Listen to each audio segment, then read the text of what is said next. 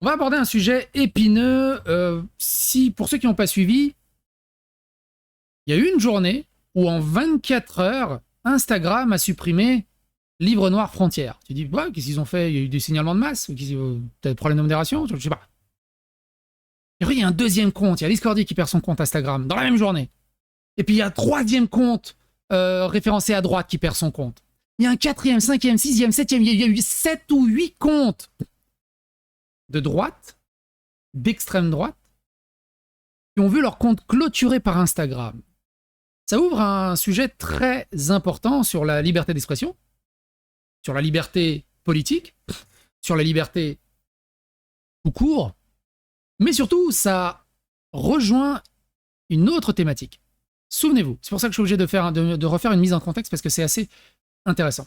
Souvenez-vous, il y a à peu près un mois, Elon Musk avait exposé un accord secret qu'il avait refusé avec l'Europe. L'Europe avait proposé la Commission européenne avait proposé un accord secret avec tous les réseaux sociaux d'Europe pour s'engager à censurer les discours jugés problématiques ou appels à la haine. Le truc, c'est que dans les trucs jugés problématiques ou appels à la haine, on peut absolument tout mettre par l'interprétation de l'extrême gauchisme woke. Comme on l'a vu en Angleterre, on a vu ce qui se passe en Angleterre. Et la Commission européenne, elle a dit, vous signez ce contrat, vous n'en parlez pas, vous vous engagez à censurer, et nous, on vous met pas d'amende et on vous laisse tranquille. Mais vous modérez. Elon Musk a exposé ce contrat, il a dit, il est hors de question que je signe ce contrat, et si les autres réseaux sociaux n'en ont pas parlé, c'est parce qu'ils ont signé ce contrat. Facebook, Instagram et les autres. Thierry Breton, à ça, a envoyé chier Elon Musk. Elon Musk l'a renvoyé chier, mais un truc stratosphérique. Je vous laisse le lien dans la description de cette aventure entre Elon Musk et Thierry Breton. Mais on en est là.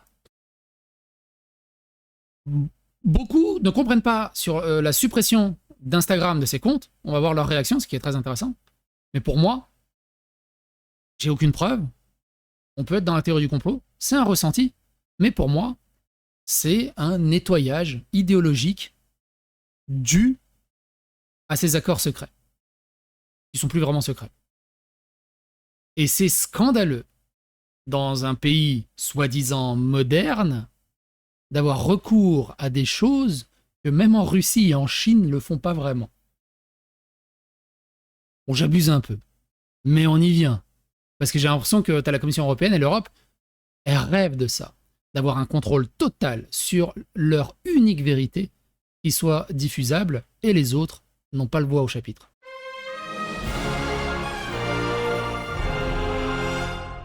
Attention, please. Ouin, les woke méchants censeurs. Ah oui, mais en fait, t'es un con, en fait. Bye bye. Je croyais que t'étais intelligent. Laisse tomber. Et donc,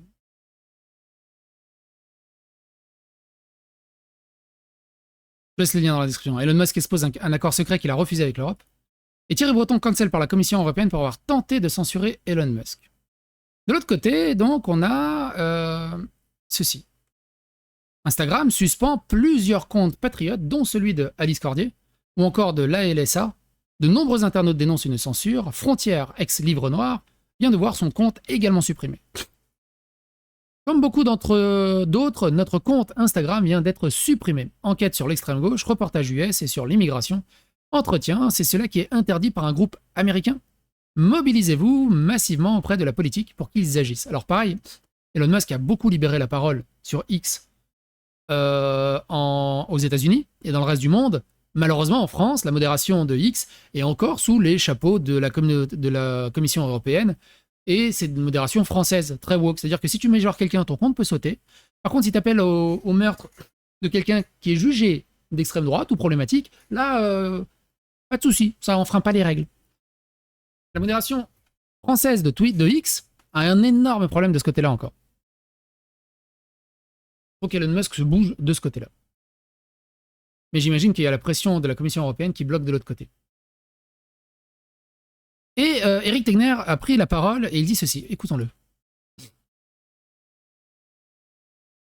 Je sors tout juste du plateau de CNews et je viens d'apprendre que le compte Instagram du média Frontières, anciennement Livre Noir, a tout simplement été supprimé. Ouais, supprimé par Instagram et donc par le groupe Meta. C'est absolument scandaleux. Ça fait 2 jours qu'on voit que c'est en train de ce qui est arrivé sur énormément d'influenceurs, mais également des médias, parce qu'Occidentis, qui est reconnu par la CPPAP comme un média qui est reconnu d'intérêt public général, a également vu son compte sauter. Nous concernant, c'est absolument dingue. C'est un média qui a 3 ans. C'est un média également qui a cette reconnaissance de l'Institut public général du ministère de la Culture. Sur notre compte Instagram, il n'y a rien d'offensant, rien qui va contre les règles d'Instagram à chaque fois. Ce sont des contenus d'éditorialistes, ce sont nos enquêtes sur l'extrême gauche qui sont réalisées, ce sont nos reportages. C'était ces derniers jours également la couverture des élections américaines aux États-Unis. Et donc, que choisit de faire justement Meta et Instagram, c'est de faire sauter tout ça, comme ça, d'un coup. Et pareil, Google, on peut le mettre aussi dans le tas. Vous vous souvenez de la tentative d'assassinat de Donald Trump? On a l'impression qu'elle n'a jamais existé. Tellement ça a été censuré, cette histoire, par Google et d'autres ultra GAFAM. Et d'autres journalistes. On a l'impression que l'histoire n'a jamais eu lieu. Tellement ils essaient de réécrire le narratif. Donc nous, en fait, on se retrouve en Europe à avoir une incapacité aujourd'hui de mener des bras de fer avec les GAFAM. Eux, ils peuvent tout simplement décider de régir en fait la liberté de la presse en France. Donc j'espère évidemment que le fait qu'il y ait autant de comptes qui aient sauté ces 2 derniers jours, en plein milieu justement des vacances d'été, j'espère pour le groupe Meta que c'est un quiproquo. On va voir, on va faire appel, on va voir la réponse, c'est d'ici 48 heures. En tout cas, soyez sûrs d'une chose, c'est que si derrière cette suppression elle est confirmée, on ira devant les tribunaux et on obtiendra justice parce que c'est scandaleux qu'ils décident justement de qui a le droit aujourd'hui de citer en France, qu'un groupe américain décide de ce genre de ça. J'espère également que les politiques vont se mobiliser parce que nous, vous savez, notre travail de médias, c'est tout simplement de porter la voix de millions de gens justement à qui on dit tous les jours, vous savez, personne ne veut vous entendre. On parle de censure matin, midi et soir, les gens nous disent oui mais ça, vous savez, vous en rajoutez, on a le droit de parler, etc. Ben bam, c'est comme ça. Un travail qu'on fait depuis des années et ils choisissent de nous supprimer. Alors n'hésitez pas à soutenir tous les autres qui l'ont fait, l'IFP qui à un moment donné a sauté, Occidentis, Alice Cordier, et également on va se coaliser parce que si derrière ils commencent à faire ça, c'est également les comptes des responsables politiques qui vont faire sauter demain. Donc n'hésitez pas à écrire également à vos politiques pour leur dire de se mobiliser en cette rentrée sur ces sujets. En tout cas, je vous tiens au courant.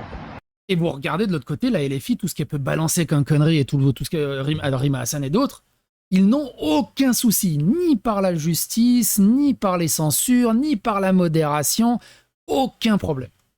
Incroyable. Éric Zemmour est monté au créneau, je leur apporte mon soutien, ils font un travail remarquable sur les réseaux sociaux, ils défendent la France et la vérité avec plus de courage que tant de politiciens. Le député Rassemblement National, Julien Limangui, a lui aussi apporté son soutien à ces personnes après le retrait de C8 et de la TNT. Pour des raisons politiques, on suspend en série des comptes Instagram patriotes essentiels pour dénoncer les dérives de notre société. Ils ne parviendront pas à effacer la réalité. Alors tout ça pareil, l'Arcom, je vous invite à aller dans la playlist qui est dédiée à l'Arcom, on en a longuement parlé. Ils trouvaient problématique C8 et CNews pour leur partialité, alors qu'à côté, tu as tellement de chaînes de télé où c'est à 80-90% à gauche, voire même quasiment 100% à gauche. Là, ça les dérange pas. Là, il y a la partialité, elle est respectée. C'est tellement faux cul et tellement hypocrite. Pareil, que l'Arcom ait autant de pouvoir, c'est scandaleux en France. C'est scandaleux. L'Arcom qui est désigné par le gouvernement, hein. Damien Rieu qui dit soutien à ASLA, Association Alice Cordier Occidentis et Bonne Droite qui viennent d'être censurés par Instagram.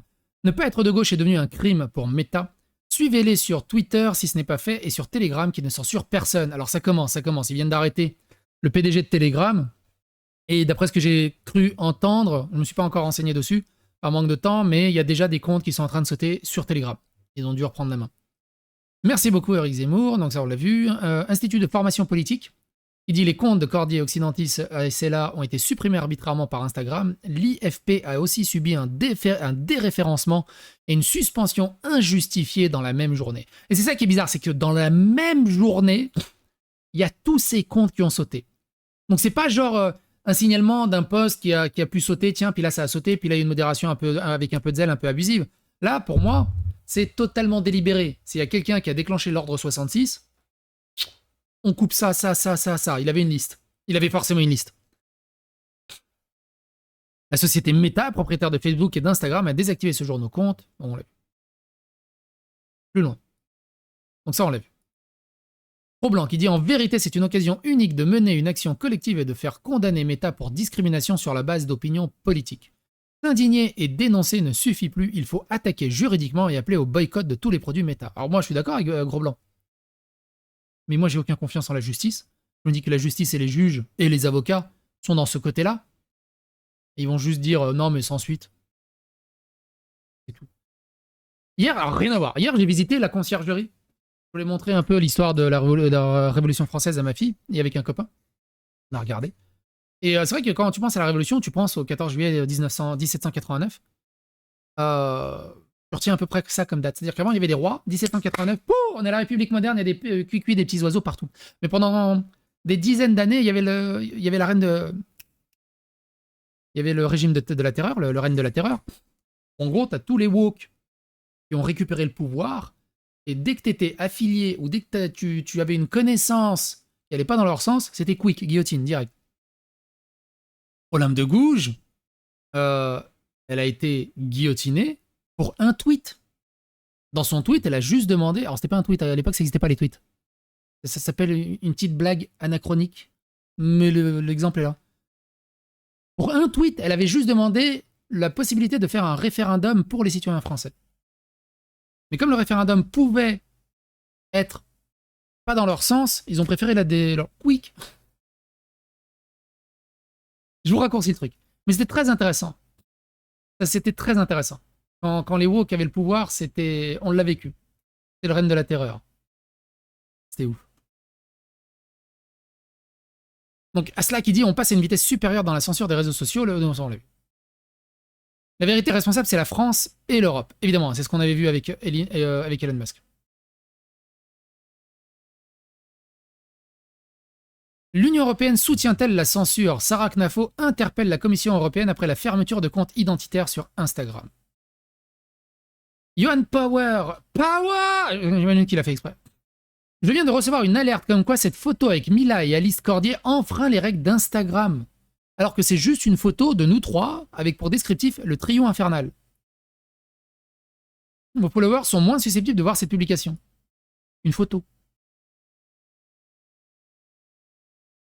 Et là, tu te dis, là, on est en plein dans la cancel culture. Là, c'est délibéré. Le modérateur, il a des ordres. Il a forcément des ordres au bout d'un moment. Et que, soi-disant, les guidelines, elles sont absolument pas respectées et elles sont absolument pas identiques pour tout le monde. Le niveau d'interprétation est absolument pas identique pour les gens. C'est hallucinant. Ah, ça fera bonne miniature, ça. Ah oui, Eric Tegner.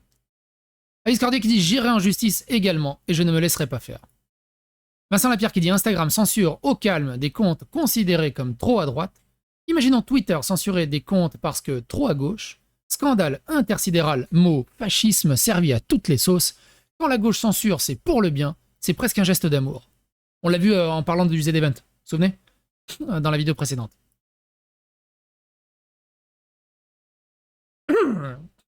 La censure est l'enfant des peurs, le père des ignorances et l'arme des tyrans.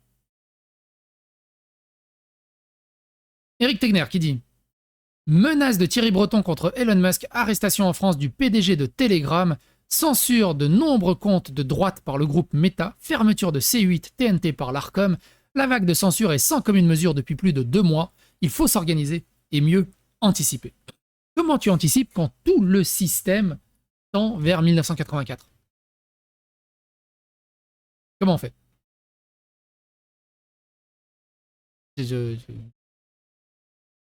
Quand tout le monde est ultra hypocrite, comment on fait? Tu vas sur X, mais il va tenir jusqu'à quand X?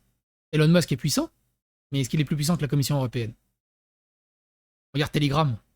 On va voir ce que ça va donner pour Telegram. Mathias Renault, qui député RN de la 3e circonscription de la Somme, qui dit gna gna gna gna. J'écris ce jour à monsieur Laurent Soli, PDG de Facebook France, pour lui demander des explications. En France, on protège la libre communication des pensées et des opinions. Alors, qu'est-ce qu'il a écrit? Ça peut être intéressant. Comment on écrit quand on est un politicien? Il dit Monsieur le président directeur général, à quelques jours d'intervalle, plusieurs comptes à caractère politique et ou médiatique, à large audience, dont le compte Frontières Média, a été brutalement fermé, sans explication sur la plateforme Instagram.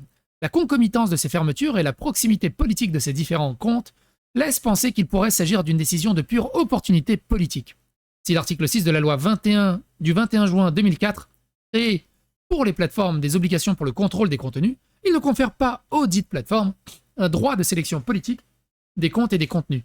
Ce type de régulation violant manifestement l'article 11 de la Déclaration des droits de l'homme et du citoyen protégeant la libre communication des pensées et des opinions, sauf pendant le régime de terreur.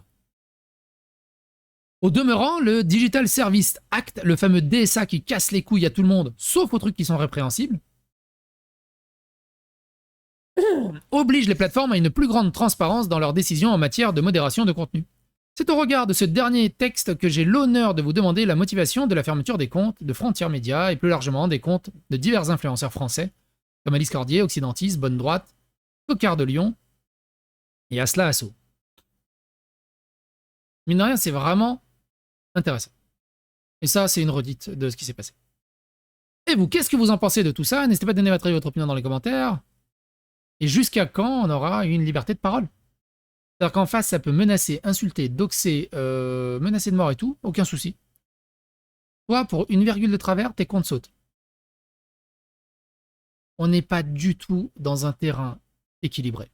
Et quoi qu'il en soit, ce qui est intéressant de noter, c'est que les extrêmes gauches vont vraiment dans les plus grosses bassesses dégueulasses.